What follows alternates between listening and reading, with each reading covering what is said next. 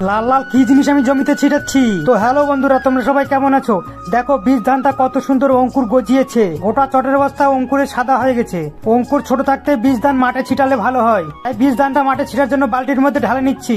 এদিকে কিছুটা ধান বস্তার ভিতর অঙ্কুর গজিয়ে দিয়েছে, তাই বস্তা থেকে এক এক করে খুলে নিচ্ছি। এবারে ধানগুলো ছিটানোর জন্য মাঠে নিয়ে যাচ্ছি। ভাস্তিকে বাড়িতে রেখে আমি মাঠে চলে আসলাম।